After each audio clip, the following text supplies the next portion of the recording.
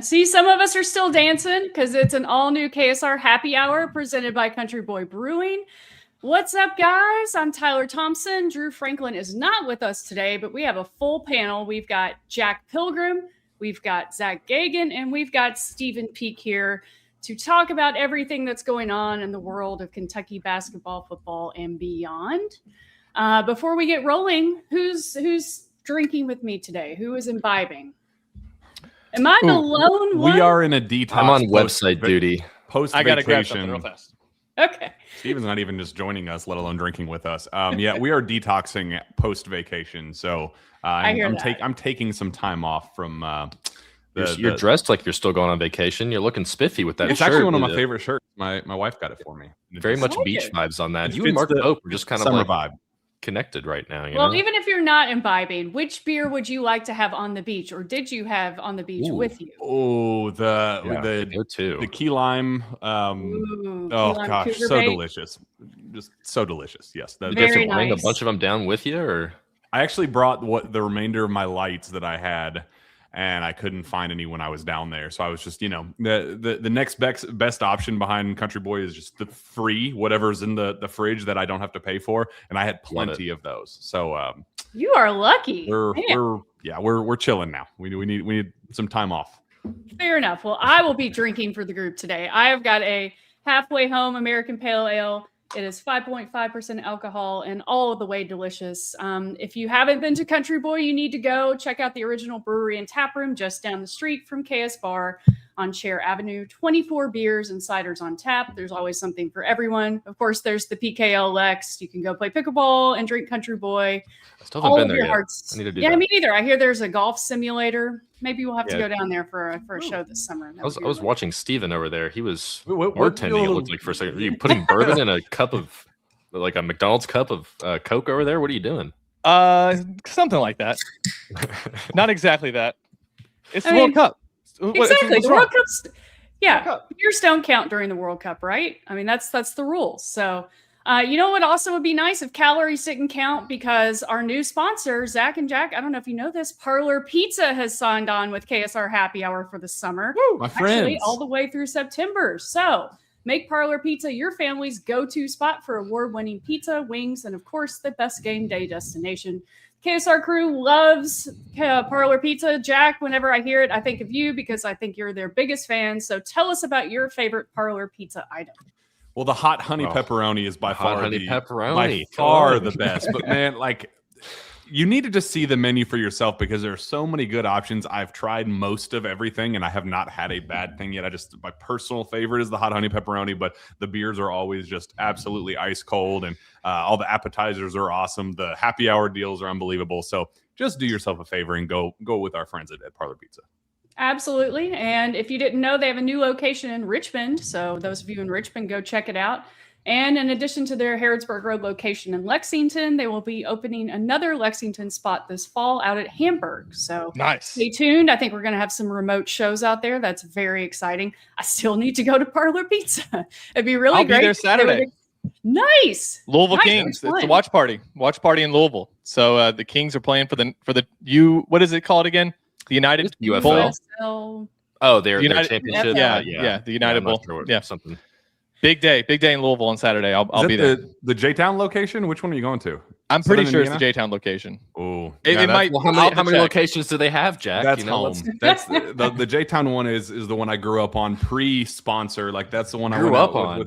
How long have they been there? Childhood. How old are you? It replaced. Remember Louisville Pizza? Yes, Louisville Pizza was there first, and it transitioned. There's been several things there, and it transitioned into a Parlor Pizza, and we like the current establishment. It better stay there for the rest of my life. Absolutely. I keep forgetting that the Louisville Kings, this is their big weekend, and that's pretty impressive in their first year to make it all the way to the championship. That's awesome. Already Snell. Oh, I hate it. I know, but Chris would win a lot of games, but that he wasn't the issue. They had a bad quarterback, I think, is what was happening. I mean, right. Chris Redmond has more, or just as many, playoff/tournament wins as Jeff Brom and Pat Kelsey combined already. Boom! Gotta love it. Steven bringing the heat already. I love it. Well, we've got a packed show for you today with a ridiculous amount of topics all across the spectrum. Last week, I don't know if you guys watched. I know, Jack, you were on vacation. Zach, I think you may have tuned in for part of it. Mm-hmm. People kind of got on us for starting with random stuff. I think we were talking snacks, and at one point we looked up and we were 15 minutes in, and the comments section was about to kill us because we weren't talking about Milan Momcilovic for the 5 millionth time. So I figured we could start with a little Kentucky basketball. We will do this one for the comments section because summer workouts, summer practices start on Monday. The team arrived on campus, every single one of them this past weekend, which was very cool.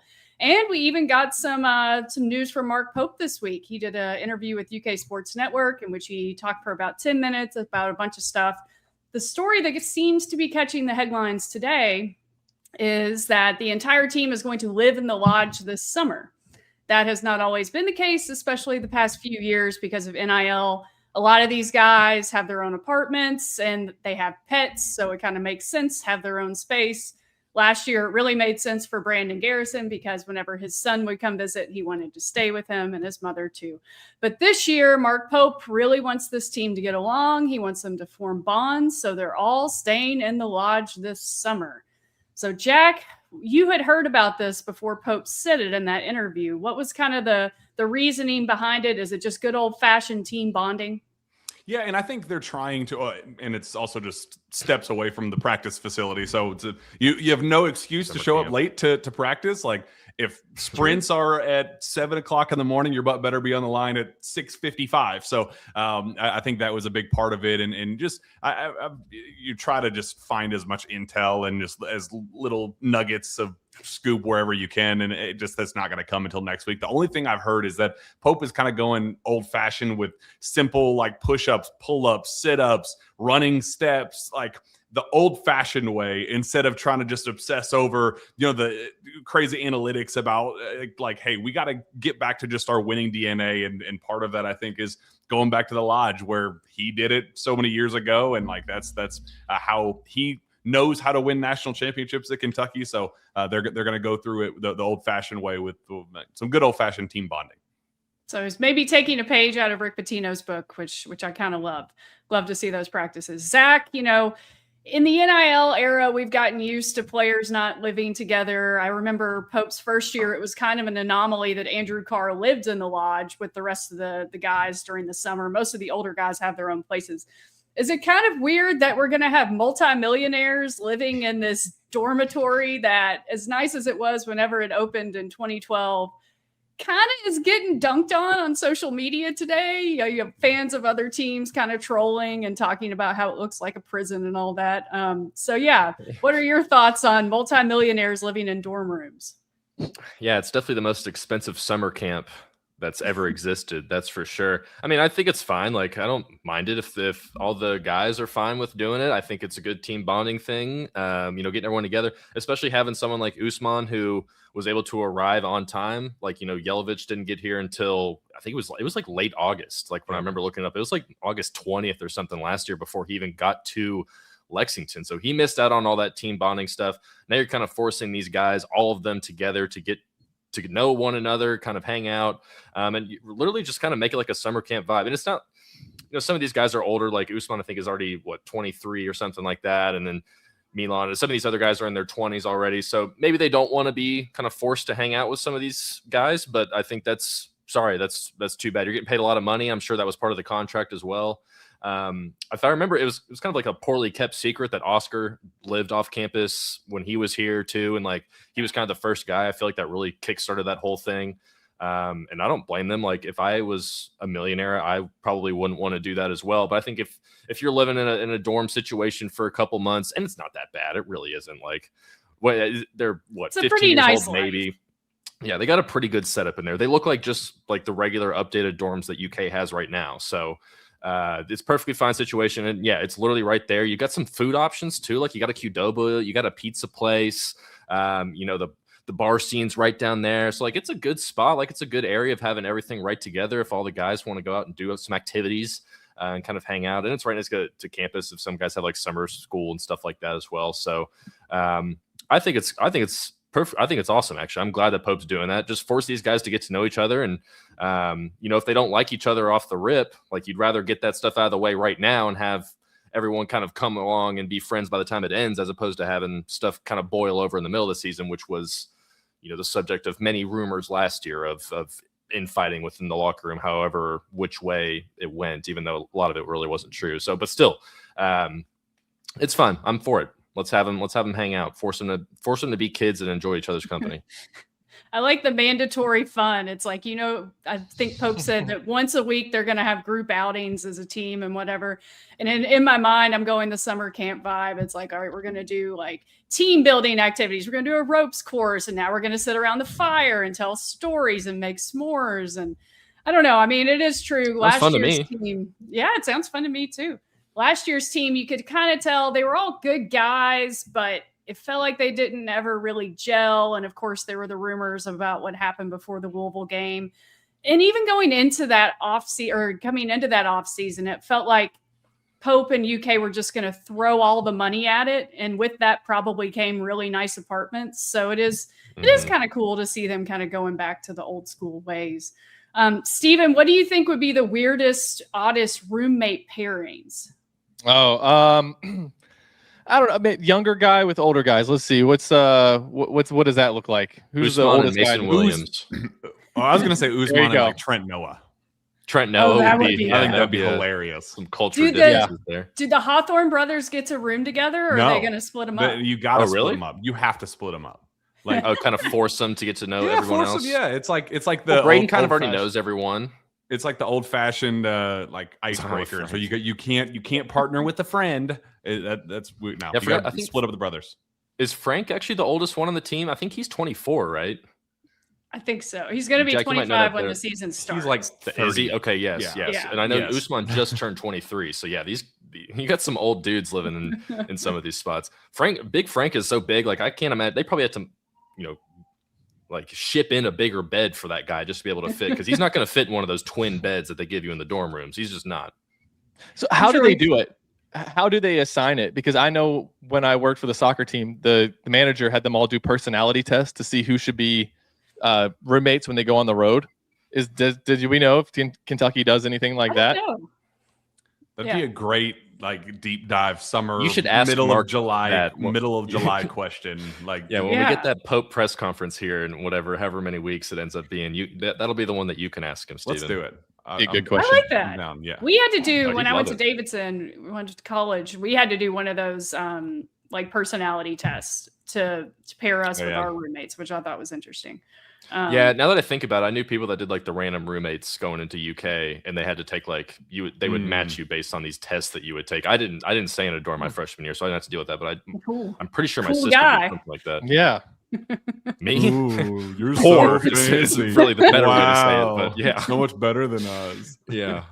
Well, one thing I do want to, something that I heard in passing last year when all the questions of why does this team not feel like they get along? It was actually there were too many community service events that they had one a day, and they were always on the road throughout the summer. Traveling all across the state, and morning session at some local hospital, and then going to deliver pizza somewhere. And by the end of the summer, I heard several times that it was just these guys. It's not that they disliked each other, but it was just I'm around you too much. I need some space. So I think that kind of led to some of it wasn't team chemistry issues to start the year, but I think they were just so exhausted and fatigued from a summer of just constantly being together 24/7 that I do think that this is kind of finding the balance of once a week, I think is an appropriate, level of consistency where you still got to do it, but let's not do it every single day. And I think maybe the counterbalance with that is doing, the lodge setup and, living together rather than being on the road constantly. I'm sure by the time we do all these player media opportunities, we're going to hear about some fun roommate stories. Who's the best at pool? Shout out Kaylee. Who's the best at foosball? Oh, whoa.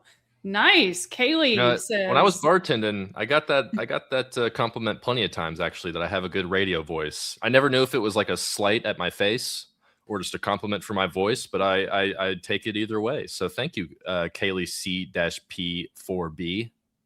Appreciate it. Have you ever thought of being a DJ? I thought it was C-. Okay. Oh, yeah. Actually, I will say, if I can tell a quick story, I had a regular when I was working at Malone's. He sat at the bar with me a lot when I was working, and he was like, "Hey, I have like this voiceover opportunity. If you want to like just say a couple lines for me type thing, and I'll send it to these other people." And I did it for him, but nothing ever really came of it. But I did have like kind of a weird opportunity for that. But hell, maybe one day I'll be like voicing Disney Channel characters and stuff, That'd be cool. I would do Zach, that. who was the football player that we did the voiceover for his commitment for? Who was it? Jordan. Forgot about that. Jordan Anthony, yes, the track star. That's yes.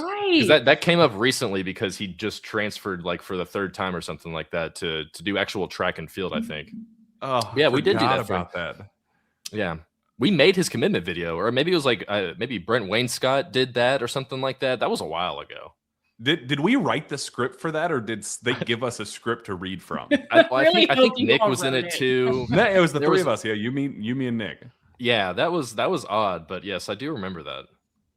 I tried to find that like a couple months ago, the video, the commitment video itself, and I couldn't find it. But we got to go back to the archives and find the Jordan Anthony commitment video sponsored by KSR. And if you want a commitment video voiced over by any of us, just let us know in the comments section. We will gladly do it. Give me a DM. I'll give you my prices. Right, exactly. All free. So yeah, practice starts on Monday, and starts off an 8-week period of practices. I did this post today, so I looked all this stuff up. So every week for the next 8 weeks, they can do 8 hours of work. 4 of that will be on the court skill instruction with coaches.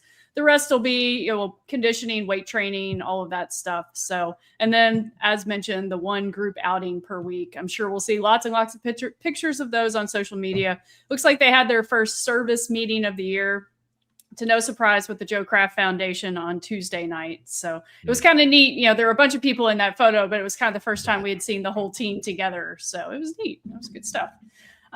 Jack, any other rumblings or any takeaways from the Pope interview? I know he said a few things potentially about the new assistant coach opening. I was going to say Mikael McLean news too. That's right. That's awesome. Yes. That's amazing for him. That dude's going to be a superstar. I think he's like 29, 30 years old. I think he's older than that. Well, I mean, he played in 2010 for Houston, I think. Oh, he did? Okay, so maybe he's a little bit older than I think. A little bit older, but still super young. He's about to be a star somewhere. It's not going to be coach of the Bahamian national team with a legitimate chance to go. Yeah, with Buddy Hield and DeAndre Ayton, Eric Gordon, a really DJ Edgecombe, really good roster, So he gets a chance to go potentially compete for a World Cup and then go to the freaking Olympics in 2028. And they were one game away from making it in 2024. So he very well may be leading his home country of the Bahamas to an Olympic berth. Just so cool. And what a great representation. He's going to miss 2 weeks in July for summer practices. Who cares? I think everyone will forgive him for that. The team will be just fine. Go make the World Cup. Go. I think qualifiers are the first 2 weeks of July, and then they advance to the next stages and all that stuff. But go compete the World Cup and then go to the freaking Olympics. That would be such a great representation of the University of Kentucky. Who knows? And by the time he gets back, maybe from his 2 weeks away, maybe Jamal Crawford will be on the staff. You never know. Speculation about that seems to continue, but if I'm kind of reading and understanding it all, we're not going to know one way or the other until the EYBL season is over, right, Jack? That is my understanding, and I continue to hear that Pope just continues to seriously monitor the international rules, how those are just so up in the air right now that it was passed to me and it was phrased as the Will Wade rule, that he's watching to see what happens with this what LSU rule can team. I break now? And if Will Wade can get his LSU team of 30-year-olds that have played in the NBA and at the highest level of overseas, and not a single player on his roster younger than 24 years old or something. The way I understand it is if they're able to get that roster cleared, and whether it's through lawsuits or whatever, we got to be able to build rosters that compete with that in the future. So if that ends up being a permanent, solution where every year, you're able to build rosters like that, we got to be able to account for that and send somebody who does nothing but international recruiting, every open recruiting period that he's, flying to Croatia and Yugoslavia and any place that you can find Kentucky level talent. So that is something he's monitoring. But if the 5-5 ruling kind of unfolds the way we kind of hope and expect it to, and it's more of a traditional, you can get overseas players, but they can't be over 23 years old or whatever the case is, then I don't think it's the urgency isn't as serious if that's how it unfolds. So so much up in the air that we won't know. And that's why Pope says we're going to hang on as long as we can before making a final decision. Fair enough. The comment section is rolling. Dougie Hudson 4124 has a lot of thoughts today. He wants to know if we think Malachi will shoot more threes this coming season. I mean, I know that's part of his game that he wants to improve and show off, and probably some of the feedback he got from the league. So I wouldn't be surprised. I hope we're not having to rely on Malachi shooting threes. Steven, what do you think? You've kind of been leading the conversation in the chat. Oh, no, I think he's going to take a few more threes. I would like to see him take 1 to 3 a game. And his jump shot improved drastically over the course of the season. His free throws improved drastically.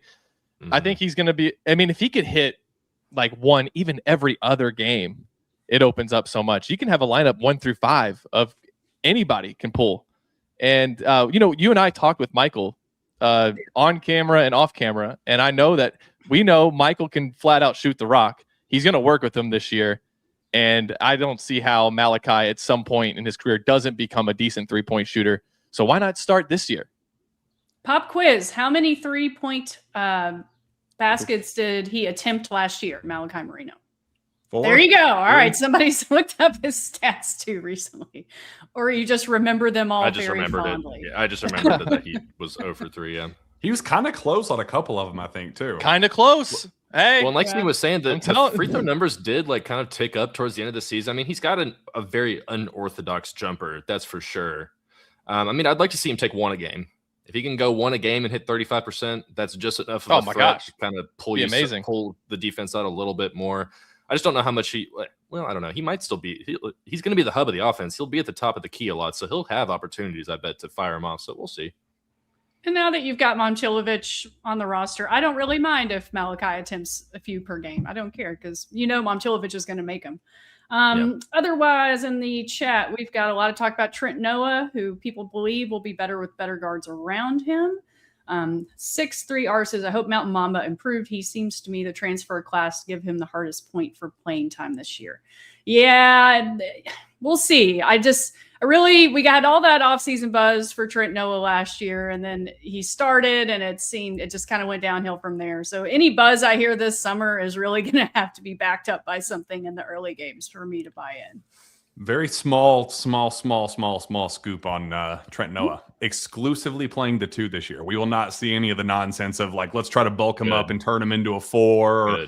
He is going to be a backup shooting guard for the University of Kentucky this year. What type of role, how many minutes, I have no idea. That will be TBD on that. But no more experimenting on his position. He is going to be the sharpshooter. He's 6'5". Yeah, he should probably be playing in the backcourt. Well, like we've been talking about, this practices start for real on Monday, which means we'll be getting more and more scoop. It will be coming to KS Board first. So if you haven't yet, try out KSR Plus. It's 50% off right now for annual subscriptions. Great deal. But it's also an exciting time in the NBA. Hand up if you went to bed at halftime because it was a terrible game. I'm not alone. Okay, good. I was so mad because I was looking forward to these games all week. For the past week or two, I've been looking forward to game 3 and 4. And then we turn it on and it's just the Knicks look terrible. They looked absolutely terrible. So I decided to go to bed, woke up this morning, looked at my phone and was like, what the heck happened? The Knicks came back from 29 points down, the biggest comeback in NBA Finals history. The reactions, we'll get to them, were amazing. I'm sure they rivaled only your reaction, Zack Geoghegan, as our NBA guru. I know you've been itching to talk about this all day, so the floor is yours. Yeah, what a weird game just from start to finish. 62 seconds into the game, and Karl-Anthony Towns has 2 mystery phantom fouls. One, they called it on Victor Wembanyama, then they go and challenge it. The Spurs have the gall to like challenge a play a minute into the fourth game of the finals. They win the challenge somehow. I'm still not entirely sure. They give the offensive foul to Cat, so he goes to the bench immediately. They missed a goaltend where Jose Alvarado was shooting a shot, and Luke Cornett pretty much poked it out from underneath the basket. Didn't even call that one. It looked like a lob, so they didn't go for it. So off rip, the game was weird. Then the officiating kind of normalized from the rest of the way, but the Spurs just caught fire. They made 14 first half threes. That was the most threes in a single half in finals history. The Knicks weren't even playing defense. They weren't doing anything in transition, not even trying. Like their effort was just not even like non-existent. They're down 27 points at halftime. It gets to 29 a couple of points. But I have been traumatized by the New York Knicks because in game one of the Eastern Conference Finals, my Cleveland Cavaliers were up 22 points with 6 minutes left. And guess what? They lost that game in overtime. So I knew, I was texting buddies. There's receipts of me saying the Knicks can win this game. They can come back and win. And, we were kind of getting into like officiating debates on KS board. And by the end of it, none of that even mattered because then you have this weird second half. And like, I have so many like odd notes from this game.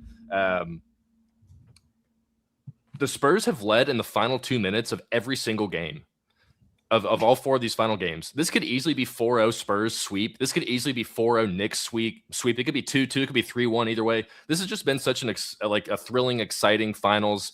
Poor De'Aaron Fox kind of botched it at the end there. Man. Him and Wemby together. Like, yeah, I would say Wemby missing those free throws was just as embarrassing. Wemby missed free throws. Yeah. Wemby was absolutely like there was a point with 3 or 4 minutes left in the game where Wemby was just walking up and down the floor. He was absolutely exhausted. Having the 1 day break for him. He's playing the most minutes of his entire career so far. He was struggling. De'Aaron Fox's high ankle sprain is not doing him any favors. His jump shot is absolutely broken right now. He was great in the first half, then looked like, he looked like me out there playing the second half. He was kicking the ball off his foot. Throwing it to Josh Hart, who was running down at the end of the other end of the court and missing wide open layups, nearly killing Larry David in the process. I'm sure we'll show that one in a second. I love that. It was just the whole game from start to finish was genuinely one of the best basketball games I've ever watched. Because then you get Jalen Brunson taking over in the second half. OG Anunoby, who might be like the finals MVP favorite at this point, comes in and saves the day. Has this crazy one-handed tip in off Brunson's that was missed incredible. That like what an athletic feat of him just being able to do that. Didn't it wasn't like the ball went off the backboard or it went off the rim. Like he dropped it right in there off that putback. Unbelievable stuff. And then Karl Anthony Towns, Steven, actually, if you have that Ben Stiller clip that I sent from him where he was courtside, Karl Anthony Towns saved this game, and they didn't even talk about it on the broadcast. I don't think anyone realized that Karl Anthony Towns tips the inbounds pass. I think from Dylan Harper, and it would have been a wide. Stephon Castle was wide open underneath the basket here. Like if Towns doesn't tip this, I don't know if at the beginning of that clip they might show. Yeah, there so we watch go. it. Look at our board Towns getting just after it. barely tips it, and there's Taylor Swift and Mariska Hargitay is just screaming and yelling. She must be. I love her. Night. When did Taylor Swift become a New York Knicks fan? She's 48 hours fan ago. of fame. She's a fan of being popular, so she's really good at that. But are the Hames sisters? Are they Knicks fans? Was she just going with her friends? I don't know. I think it was just a moment to be on TV, knowing that it was a big game and everything. But because her and Travis Kelce were at one of the Cavs games against the Knicks. He's as well. a Cavs So, fan. Yeah. She's a 76ers fan, right? She's whatever is going to get her the most money at the moment type of fan. So, but still, that game, I mean, genuinely was one of the best basketball games I've ever watched. I'm sorry that you all went to bed at halftime. I am too. I'm so mad. I was traumatized enough to know that the Knicks can come back and win a game like this. But really, it just comes down to the fact that the Spurs have just never been in a situation like this before. They have lost their composure in 3 of the 4 games. Jalen Brunson has remained composed. De'Aaron Fox, he's a clutch player, but he's never been in this situation either. He's had 1 playoff game in his entire career before this season, and it's kind of showing up right now. And man, Mitch Johnson had some bad, maybe could have done anything differently down the end for the Spurs.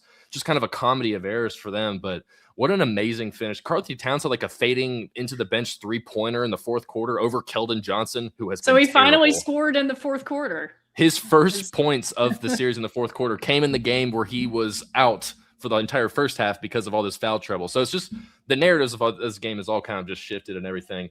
And the Spurs had 0 paint points in the 3rd quarter. The only team this entire playoffs to not have points in the paints in a single quarter of the playoffs. So like, and here's the Larry David thing is like, I mean, this almost seems like a Curb Your Enthusiasm bit. Like you can see an episode where Josh Hart breaks a layup and Larry David like nearly has a heart attack on the sidelines and they have to like bring him out on a stretcher. Like you can see that being an episode. Obviously they had the whole like Shaq thing where he tripped him in that episode from forever ago too. But Shaq called him out. He said Shaq said on the broadcast last night, he said, I hate that guy. He tripped me. Yeah. Like 20 years of beef. But what a game. Like I've listened to 3 different podcasts on it. I've been thinking about it all day. I've been excited to come here and talk about it and rant for the last 10 minutes. So thank you all for letting me do that. But seriously was such a fun game. Steven was awake for it. I know. I don't know if he has any hot takes for it, but we were texting a little bit in our Zoom action group text. So it was amazing. I think that it's okay. So there's 3 Kentucky players playing in this game, and I don't know who I want to win more. It's almost like one of these guys get to, I guess, I don't want to say make up for the heartbreaking loss they took in college. I mean, you had Karl Anthony Towns, of course, on the 38-1 team. Yeah. You had Keldon Johnson lose in overtime, and then you had De'Aaron Fox lose at the buzzer to Luke May. About the Keldon team. Yeah. So all 3 of them like left college on a heartbreaking loss on teams that could have won the national title. And so they're getting to make up for it in this NBA Finals. And I don't know which one I want to have the redemption story the most. Cat. It's Cat. I'm going with Cat. And Cat brought it up. He kind of took some heat for what he said at the podium afterward. He was like, I deserve a break for the first time in my life. And fans took it too literally and said, oh, you're the superstar for the New York Knicks making tens of millions of dollars a year and former #1 pick, all-star, all that. Like, oh, shut up, Cat. Yeah. Like, he also lost like his entire family to COVID. The dude has been through some real stuff. Yes, Cat 1000% was entirely right with what he said at the podium, and he's right in being the guy that deserves a ring at the end of the day. He's 1000% the one. Plus, the Spurs are going to be back there a lot. I mean, come on. They're going to have other chances. And I'm sure the Knicks probably will too. But just to see Karl get it would be so sweet, given everything he's gone through, losing his mom 6 years ago. And that's clearly still something that sits with him. And I love that he was, his big smile at the end of that game was kind of the picture that everybody, along with Anunoby Tippin, as kind of the picture that's made the rounds. So super happy for him. Super happy for the Knicks fans who are having the time of their lives. We all picked out our favorite crowd reactions so we can go through them and share them. I mean, because the whole internet's been doing that today. Like, it was awesome. Yeah, this is my favorite. Tracy Morgan just openly crying. Like, he was dressed like he was looking ridiculous last night on the sidelines. Bless him. Yeah, I think the next clip is him on the sidelines, just still having a meltdown. I mean, better than him vomiting all over the floor of Madison Square Garden like he did that one time. I did. See I didn't see there was another one here as well. Sorry. It's okay. Yeah, so obviously there's Haim and Taylor Swift, but in the background, in the far right, and Christine Taylor, you're gonna see, Tracy Morgan with his hands up, but then he kind of loses it. Kind of melting down. The camera kind of pans back. He's just having a moment. It's like that Jordan meme. You think he played in the game the way he's reacting. Like, he's dressed like he's got a jersey on. I mean, I don't know what is. Or that lady outside of Popeyes after with the cigarette in her hand. Oh yeah. Is this somebody egging? This was a little ridiculous. Yeah. Dang. What aim? That was a really good throw. Who throws an egg at Wemby? Like, did they take it from a local bodega? Where do you bring that from home? I don't know where you even acquire just a random egg or two like that. But there's a Florida Gator account that said, "Well, we know that DJ Lagway is not a suspect." Man, Lamar Jackson, I saw, was just walking around New York celebrating. Yeah, it's just been awesome. Timothy Chalamet, we find his clip. The Chalamet clip I sent was where he was like just hanging out with fans, and, like, takes his shirt off in the middle. Yeah. Chalamet, man, true blue Knicks fan. Like, I think he won a contest for like a pair of free Knicks tickets like in 2012 because he knew a couple of like obscure roster players, like the 12th and 13th man on their roster, like way before he was famous, obviously. So like he acts like he's a player because he's like a diehard Knick start to finish. So I'm all for Chalamet being ridiculous. I love it. And I also like his girlfriend, Kylie Jenner, just kind of sitting there like the proud mom. She like pulled her phone out at one point. Oh, I love this. The Knicks fans got so excited. A UPS truck pulled over to where they were like celebrating. And they just started chanting UPS. Like, it's, you're excited when. It's awesome. It might only be good with sound, but. Ooh, there we go.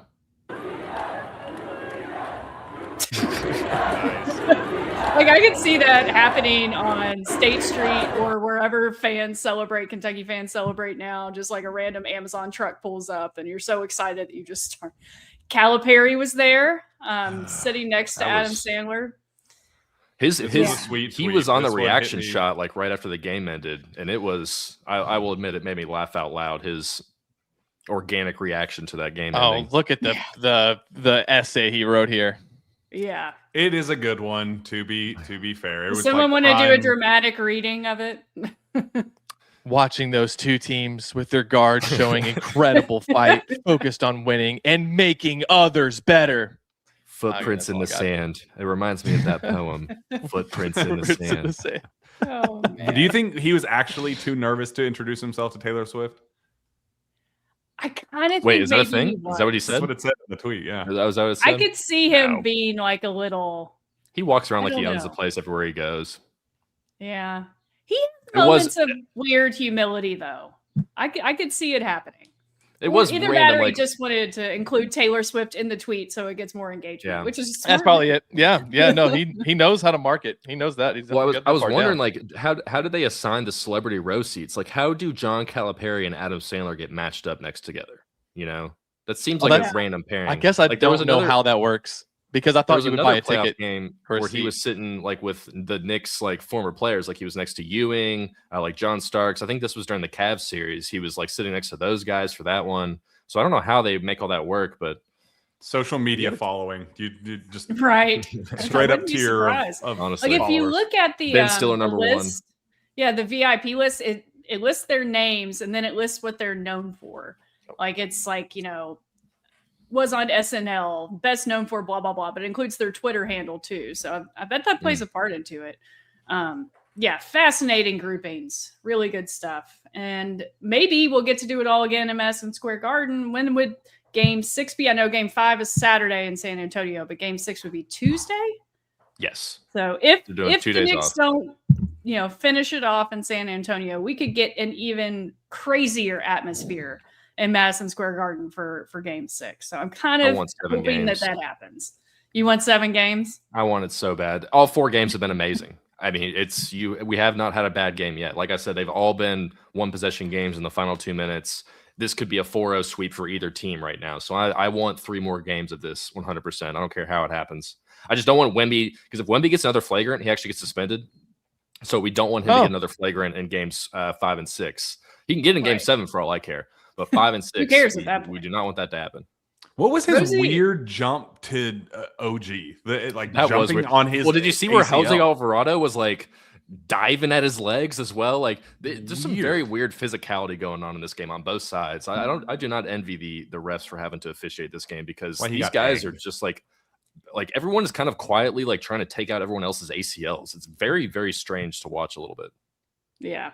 Rosie Boo 65 brings up a good point. Sandler and Cal talked Kentucky basketball the whole game. LOL. Yeah. I do wonder if he asked him about that picture of Sandler wearing the Kentucky shirt in whatever movie that was. Like that would be a really weird thing to randomly bring up. Yeah, but good call. Yeah. I wonder if that came up. Probably not. I can't imagine Cal asking that like 2 years after he left Kentucky, but you never know. I mean, you've got to make small talk about something at some point, right?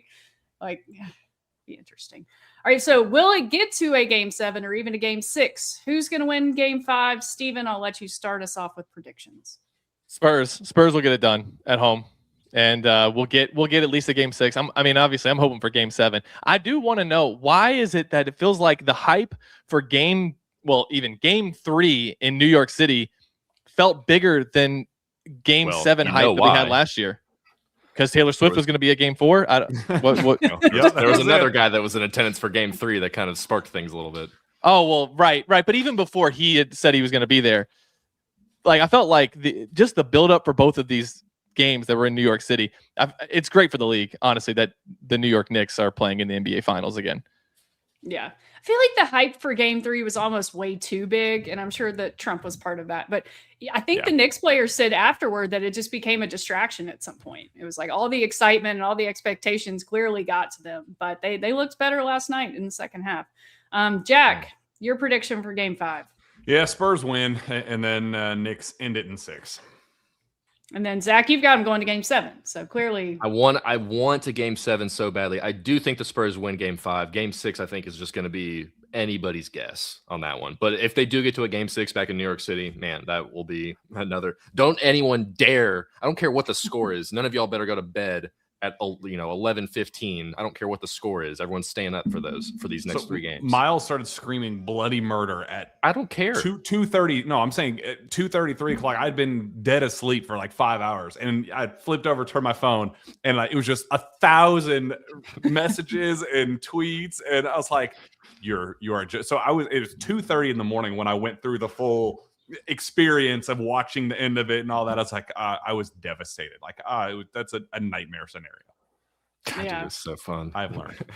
I'm rooting for game 6 in New York for the Knicks to win that one, to win it there, to win it in Madison Square Garden. Although anywhere they win it, New York's going to be insane. Like if they're in San Antonio when they win it on Saturday, the scenes from Central Park, all the watch parties will be crazy. I don't know if they'll do another watch party at Madison Square Garden, but it would be insane. UK Rob has an awesome comment. He says, just so y'all know, y'all's content makes my day and week so much better. I'd be in rough shape if you all weren't around. Keep up the awesome work, guys. Keep up the awesome work. You, UK Rob 88. Thanks for watching. Love it. So yeah, very exciting NBA finals. As someone said, I think UK Hoops BBN said Stanley Cup finals have been great too. I mean, we've just really been lucky. I haven't watched those, but I have heard they've been awesome. Yeah, and now we've got another big event to add to the mix, the World Cup. The World Cup is underway. Steven, what's the update on the match that's underway right now? It's 2-0 Mexico over South Africa. South Africa also is down to 10 men. They had a red card. Ooh, so. Not good. So that's exciting, though, because that game is in Mexico City. It's the first match of the entire event. I have a friend who is in Mexico right now, not at the game or in Mexico City, but she is watching at a bar just full of Mexican people, and they're just going crazy and having the time of their lives. So she's been sending us pictures and stuff. Yeah. So really exciting for fans of the U.S. The fun gets started tomorrow. Our first match against Paraguay is at 9:00 Eastern. I am not crazy about that start, but you know what? Tough. We will put on our red, white, and blue. I found my old USA jersey from who knows how long ago, and we will cheer hard. I know that Steven's a soccer fan. Zach and Jack, are you all soccer fans? Like, how into this do you get? I am going to get into it starting right this second. Like, I to be honest, I just don't like soccer. I've never liked soccer my entire life. Like, it's just, but every World Cup, like, I'm all in. I'm team, I'll wear all the stuff and get all crazy. So yes, this point forward, you will see the best version of my football self. There you go. See, you're already learning. I think soccer's a really hard sport to watch on TV. It's kind of like hockey in that you have to be there because otherwise it just seems really, really slow. It's high scoring, obviously. So it's not like you get points to kind of keep your attention. So it can be tough. Zach, what do you think? Yeah, I'm definitely a World Cup soccer fan. I don't pay too much to like the Premier League or even the MLS stuff. Back when I was like in my younger days, my video game playing days, I played a lot of FIFA. So like whenever the World Cup would come around, I felt like I knew all the players and everything. So I felt a little bit more immersed with it then. Obviously, don't do that much now, but like, yeah, you've never seen a bigger patriot than me when Team USA is playing whoever on the other side. So I'm a big fan. I'll be watching all the games. I'll be tuned in. But I don't really know like any of the players or anything really. So I'll learn all of that probably 9 o'clock tomorrow night. Yeah, you're not alone. I really appreciate there's a guy on KS Board who wrote like a brief summary of the U.S. team and the best players. And that really, really helped me out. I should look up his name and give him a shout out. I didn't see that. I'll have to go look at that. It was good. It was a nice little summary. Steven, I know you're probably the one who follows it the closest. I'm a soccer fan. I like going to Nashville SC games. I've been to a bunch of USA matches. I'm not super familiar with this year's team, other than the big obvious names. But Steven, how excited are you for Team USA, and do they have a shot? No, they don't. But I think that's a good thing to point out too. That's okay. We can have a lot of fun with it. The furthest that we've ever been. Yeah. Well, if they don't make it out of this group, then we just need to not have any more soccer. Every single team in the U.S. should just disband. It should be over, because if you can't make it out of this group, when 3 teams get out, and the group is Turkey, Paraguay, and who's Australia. The other team? Thank you. Yes, you got to come out of this group. This is the easiest. They've expanded the tournament this year, so there's 48 teams. Kind of waters down the group stage a little bit, but I'm excited. I'm excited for this, and I think the U.S. can make some noise if you can just pull off one big upset. You guys remember the year 1950, right? The United States beat England that year 1-0 with a bunch of plumbers and mechanics. It's awesome. We actually own the series. Like a Disney movie. It should be. They should make that into a movie. We're looking for one big upset in the knockout rounds, and they'll make it to the quarterfinals. I think the furthest they've ever made it is the quarterfinals. So I feel like we can get one more win there in the last few World Cups, right? They went to the quarterfinals. 2002 is when last time they made it.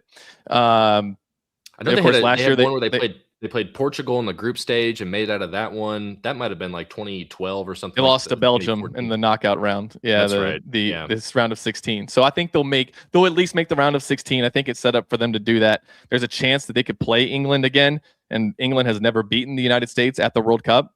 But it's not going to happen on our soil. I think that this is so cool, and I don't have it pulled up, but did you guys see what Auburn did? That was so freaking cool. That was awesome. That is what American soccer culture should be. How cool would it be if the US's home games were being played, at Auburn, or being played at college campuses? That's our sports culture. Every other country, when they adopt a sport, you look at Serbia or really anywhere in Europe and what they do with basketball, they don't have the dun dun dun dun. No, they do their sports culture. They're chanting and singing, and there's pyrotechnics. And when in South America with baseball, they put their culture into baseball. But America, for some reason, with soccer, we just try to be British. I don't understand why we do that. So we get a bunch of stupid, half-hearted, and where you go will follow, or I believe that we will win. That's not our sports culture. I think it's stupid that soccer really puts a ceiling on itself in America by making us have to learn a whole new vocabulary to understand it. We gotta, it's in America. It's on American soil for a lot of this tournament. Can we call it the field instead of the pitch? Can we call it a tie and not a draw? Your boots? You don't want to put your boots on? Yes. Can you call it a game and not a match? Kit? It's a jersey, not a kit. Yeah. Exactly. It's overtime, not extra time. It's soccer, not football, at least for one summer. Can we just do that?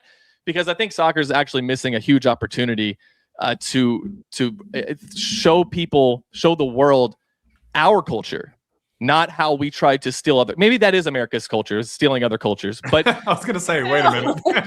Hold on. Yeah. But we actually have a awesome sports culture in America that the rest of the world doesn't know about, because they only watch the NBA or the NFL. But they would see what college sports culture is like. Honestly, soccer in America should have marching bands. They should have student sections like that. They should be doing flyovers every game. It should look like a game in the South on a Saturday. That's what it should look like. As Ryan Lemon says, be true to who you self. And yes, there's a lot of good validity to that. And we've kind of seen Europeans embracing American culture. Obviously, Freddie, the German fan, has gone super viral on Twitter. I was going to look how many followers I love our fast food. He has gained over 200,000 followers this week. He's up to 382,000 followers. So when I first started following his stuff over the weekend, he was at 2,000. And I mean, if anyone has cracked the Twitter algorithm, it is Freddie LA7, who is currently at a Buffalo Wild Wings watching the opening match of the World Cup. I mean, my God, he is. He went to a. He went to the Bass Pro Shop. Yay! Okay. I know some people were saying he needs to go to the one in Memphis. They were selling rifles in there. They were selling rifles. And I love that he's gotten so popular now. People are doubting if he's real or whatever. Somebody was like, this guy's fake. He only tweets in English. He has never tweeted in German. And he took a picture of his passport in the car and like submitted it. Yeah, that was great. I'll admit, as his popularity grew this week, I got a little cynical. 10 minutes later, she's already on again. Yeah, which is so true. She's unavoidable. She is unavoidable. Yeah. I was at a Chinese bar in Chinatown in San Francisco. As soon as we walk in, and they start playing, she's from Texas, I can tell. And I was like, "Are you kidding me? Really? In Chinatown? You can never get away from it." Yeah. Went to Buc-ee's too. That would be a unique experience for someone who's not familiar. Yeah, I mean, I feel like they kind of got robbed of the true Buc-ee's experience because they were at 1 a.m. So not all of the food stations were open. Like, no, they got a better true experience. Buc-ee's experience. Yeah, probably it needs to be slam packed. There need to be like brisket coming out the wazoo. So I'm sure they'll have a chance to go to another one because they're on their way to Houston. Last night they had Chipotle and watched the NBA Finals from their hotel room. So they're doing America right. He did Walmart, and he was like, "I've eaten too much fast food, so I needed to get something better." And it was like a fruit cup and a couple things. He said, "This cost me $15." Yeah, to America, too. Welcome here. Yeah. He also visited the place that where I got this hat. I thought that was cool. That's right. Helen, Georgia. Yeah. So I thought that was kind of neat. Which is a cool looking place. Like it's in northern Georgia, up in the mountains, right? Yes, yeah. I've heard of it a couple times. The mountain coaster. Yeah, I thought that was cool. It looks neat. That's kind of close to where my mom has a place in the North Carolina mountains. So maybe I'll make the trip down there. But do you all have Freddie fatigue yet? I know I probably have exhausted the group chat with it, but I don't follow him, so I don't have see any all of fatigue them. From this. I just see a few every day, but I'm following him. I get notifications whenever he posts. You get notifications on. I turn notifications on. I think it's fascinating. I'm all in. I haven't felt this patriotic in years, guys. I am like, he is showing how great America is. I love it. They're all probably loving the AC when they come over here too. That's true. Especially right now, it's like 1,000 degrees everywhere. It's really cool. I'm so full of American pride right now. This is great. And they're about to head to New Orleans. Can you imagine? Like, oh my gosh. What are you gonna say, Jack? We got somebody from Peru watching. Shout out. With a shout out to Tyler, who's funny and loving native Tyler. English. Clint TVI 3626. Oh, love to you, loving native English, Clint. That's awesome. Yeah, shout out from Peru. I'm excited for you. Who does Peru play? Are they in? Are they? I don't know. I mean, they're going to let everybody in at some point. It's going to be like I know the NCAA Italy's tournament. not in. Italy's not in. That's Who right. would be the team that I would cheer for? But alas, yeah. Oh, I didn't know They've that. missed several of the last. I think they missed 3 in a row, Tyler. I think so. Yeah, it's bad. Dang. And After you reminded winning me it in before 06. you reminded me before we came on. We were together for the last World Cup in London watching the games.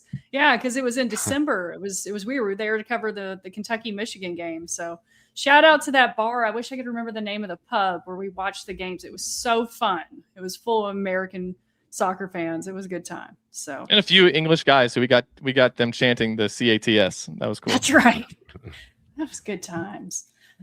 Steven, I know you had a rant that you wanted to share about. Would you rather rant about stoppage time, or he's just so mad he's just going to disappear? He's gone. He's just gone. That's hilarious.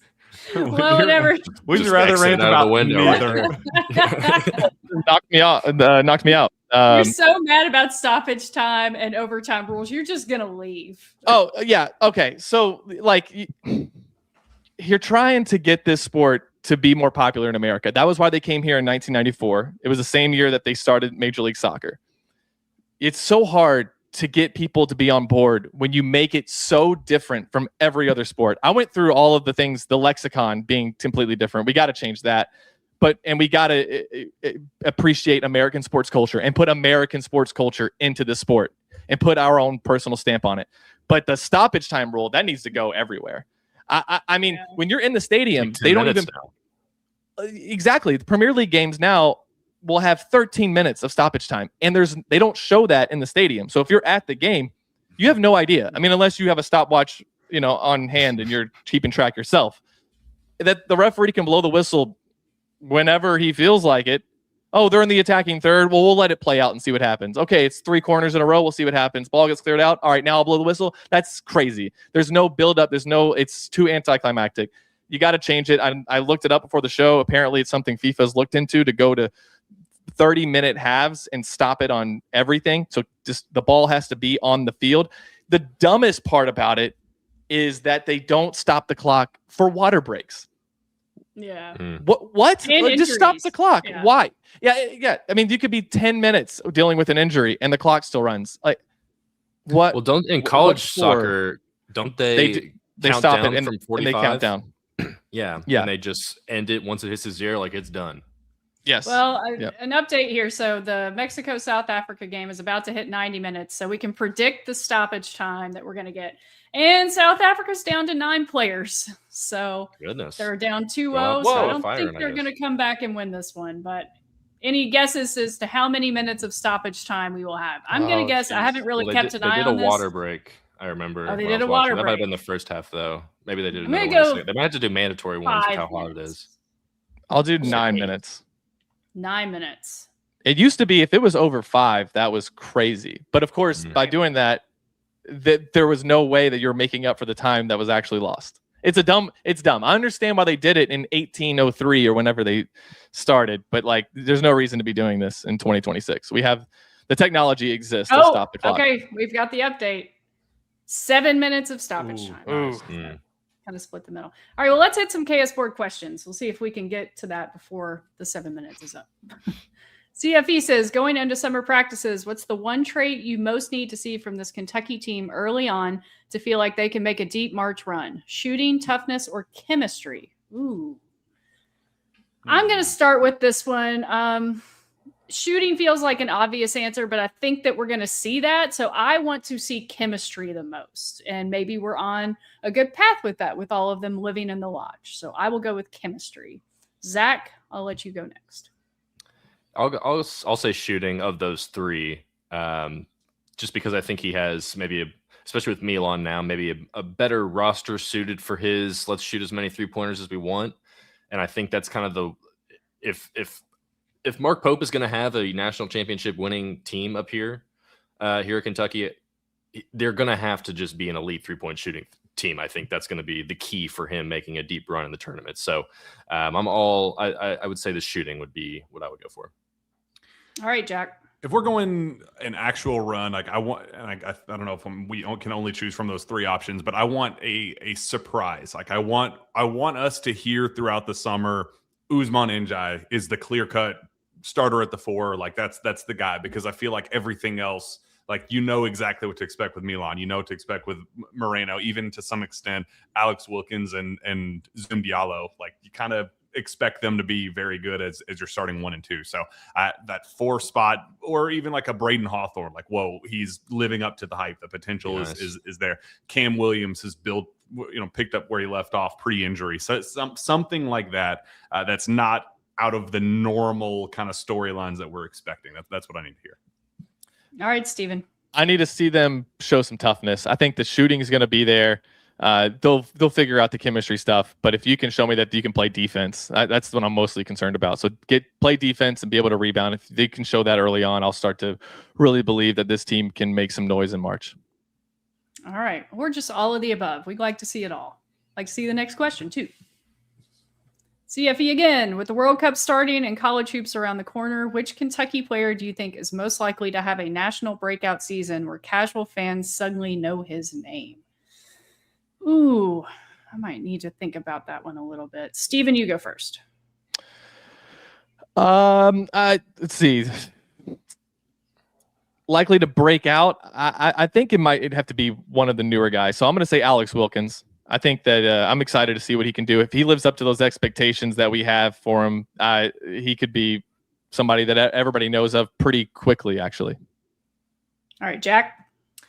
I'm going Malachi Moreno because he was pretty good as a freshman, and we're expecting him to make a jump. But like, to what level can he be a national, storyline All-American type of talent? Like, I think he has the potential to. I think he can be a lottery pick this time next year. So I think he's going to be the household name that jumps into national stardom. All right, Zach. I was going to say Alex Wilkins, just because of, you kind of got the little breakout with the UConn game last year. He obviously was too good to be playing at Furman, so now he's kind of maybe taking a real big jump going to Kentucky, but there's a lot of NBA potential, NBA talk with him, so if he breaks out, that would be amazing. But if I can say a little bit different, I guess I'll go with Cam Williams. I think it'll be hard for him to be like a breakout guy because he's not like, an on-ball go out and get 30 points by driving to the rim and dunking on people. He's just going to shoot a bunch of threes and play really good defense. So, but I would say Alex Wilkins is if he is like a breakout true blue star, Kentucky is going to have a really good team. I think those are all good answers. I was going to say Wilkins. I think Moreno is another good answer. Chilovich, I think everybody probably already knows by now. I would hope if you are a casual college basketball fan, you should know that. So maybe Braden Hawthorne, just because we hear all these stories about how freaky he is. And I think he could have a couple big dunks and come in and just kind of everyone would marvel at just, I don't know, the alien-like features. Like, you see Wemby, you see AD, you see all those screenshots of how long their arms are. Maybe we'll get one of those. So fingers crossed. All right, what's next? Coleboy Jr. says, if you could pick one former UK basketball player to be the goalkeeper for the U.S. men's national team in this World Cup, who would it be? I'm taking Oscar Tshiebwe because his hands were magnets. That is a great answer. Mm-hmm. He played soccer too, right? I think so. There are a couple guys who played soccer. I'm trying to remember. Usman on this team. Usman's big soccer guy. Just said that he was a big soccer guy. He's so skinny. I don't know. Do you all still think that a good theory or a good strategy would be just get the biggest person as your goalkeeper? I like that for hockey. I'll be honest. When that came up, I was thinking in my head, who are the heaviest set Kentucky basketball players that I can throw in there? And I was like, Dakari Johnson. I was like, all right, I don't like the way my brain is going right now. But you got to be able to jump. I guess I'm just going to go. Rondo would be awesome. Yeah. Would AD not be great at this? I was thinking AD. But like, I'm thinking Rondo would be a little bit quicker on his feet, be able to get there more. Yeah. He had like the 7-foot wingspan, however tall he was, 6'4", 6'5". So I would say Rondo. In his prime, like, 22-year-old Rondo. That's a good one. Daniel Lord's my final answer. It probably would not be Tyler Ulis. As much as I love Tyler Ulis, I don't know if he's going to cover up every inch of that goal. All right. We have any more? We have several more. How many more do you want to do? I'm good to roll through a few more if you are. This is a good one. That's a good Moon question. 4117 says, I don't like the blue-white basketball scrimmage each season. Neither does Remy, who's barking. Is that a contractual thing? Can that be replaced with an actual exhibition? That's a good question. I don't think it's contractual. I mean, Jack, you can correct me if I'm wrong. It seems Get rid like of a it. traditional thing. Put in a state tournament. They did the thing in Pikeville before. Like, you can turn it into whatever event you want it to be. So, I think it's a waste of time. I think we need to combine Big Blue Madness scrimmage and make that worthwhile for people that are in attendance and just do away with a blue-white game. Yeah. Thank you. Even you have strong thoughts. It's an easy way to get money, I get that, but just have them play somebody. I don't care anybody. Have them play the Kentucky High School All-Stars. I don't care. Like, let's just have them play against somebody else. Awesome.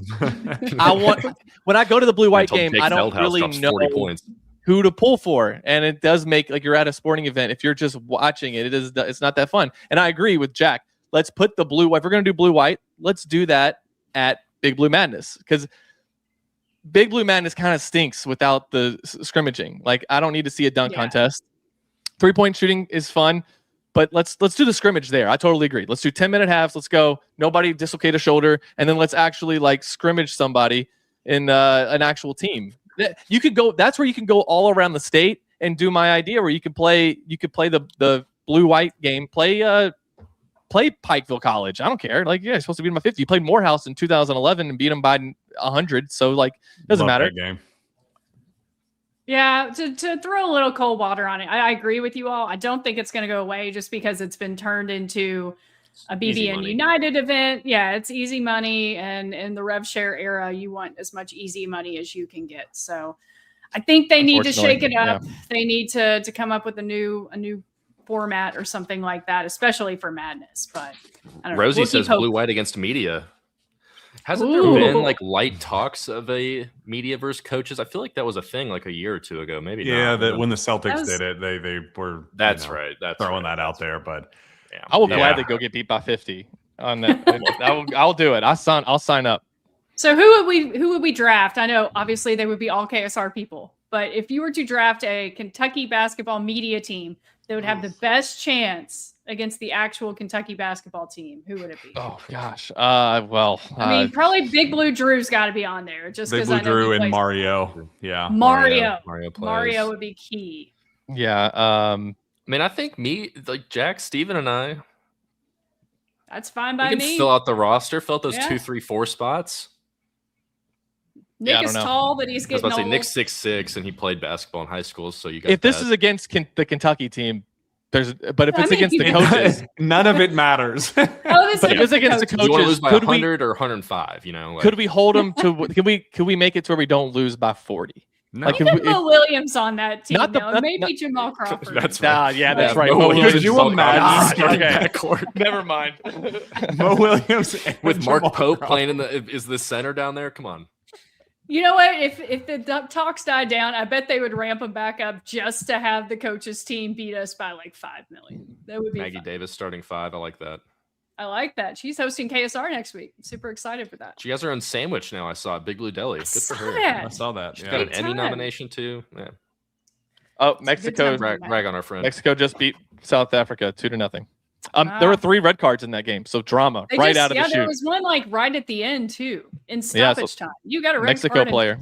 Okay, not smart. All right, what's our next question? In there says, is Jamal Crawford going to decide his future immediately after Peach Jam, or will he take some time to think about it further? We kind of touched on this earlier, but Jack, any other thoughts on that? I would be stunned if that isn't the absolute break, maybe the week after or something to just finalize whatever. I think he probably already knows what he's going to do at this point. I don't think that, whether it's a handshake agreement with Kentucky or hey, probably not going to do this. If there's another option that you like, you should probably pursue that. That's probably where we are right now. But yeah, it will definitely not be a Peach Jam happens and then he goes into decision mode. I'm willing to bet he's already pretty confident what he's going to do. Speaking of staff, so it's June 11th. June 1st is passed.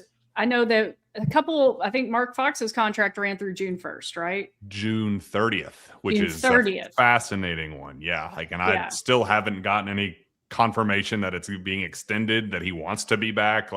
It's weird. Everybody is just operating as if he is going to be back, but nobody can say with certainty he's actually going to be back. It's just one of those I don't know. He kind of operates in his own little different way. He's I don't know. It's kind of a not so well kept secret that Mark Fox is kind of a different dude. So I think he's just there. It would not surprise anybody around there if July 1st hit and he said, "All right, guys, see ya. Wouldn't want to be ya." But I have no idea. I genuinely don't. Well, June 30th is also the last day for Mitch Barnhart. And we have yet to hear any new news on the Maybe he's going to be the new AD. There you go. Mark Fox for AD. Barnhart is new assistant coach. Yeah, swap jobs. That would be crazy. Don't roll your eyes, Steven. That was funny. All right. Do we have any more questions? Yes, sorry. Okay, this is kind of there's a better one. Hang on. That's I'm not disregarding that question, but we kind of did the whole KSR on athleticism thing. Okay, here you go. Is this Yeah. Oh, we did that one. Did we do them all? Yeah. Okay. So. We did them all. Okay, except for that one. Okay. Well, there you go. Who would be the best soccer player? Not me. Did anybody even play soccer? Anybody we know of? I did until I was 11. I played Zach was on the orange team. Hey, come I was a soccer manager. Oh, okay. There you go. You're wearing the jersey, Tyler. Could you play? Maybe. I think I was on the soccer team as a player until I realized how much running was involved. And then I was like, screw this. I'm going back to swimming. See y'all later. But Matt tried to score a penalty on I think it was one of Kentucky's goalkeepers. Yes. But the goal was a little short. I think if it had been goalkeeper. Yeah. If it had been the actual size of the goal, I feel like he may have been able to sneak one past him, but he did go 0-for-5. Yeah. Okay. All right. I did just randomly get a text from a solid source that said that they believe Mark Fox will be back next season. So okay. There you go. So Was it Mark Fox? Can you tell us if it was Mark Fox? It was not Mark Fox, but it was somebody that watching that I feel pretty good out. Shout out source who was clearly straight from the Fox's mouth. Okay. All right. Well, that was another KSR happy hour. We have got a lot to look forward to. Like we said, Kentucky basketball practice starts Monday. World Cup is ongoing. NBA Finals Game 4 is Saturday. 5. And yeah, Game 5. That's right. We just watched Game 4 and it was thrilling. Or some of us watched all of it. But that'll do it for today. Until next time, shout out to Country Boy and shout out to Parlor Pizza and shout out to you guys for watching. Subscribe if you haven't already. Like, turn your notifications on, all of that good stuff. And we will see you next time. Go Cats.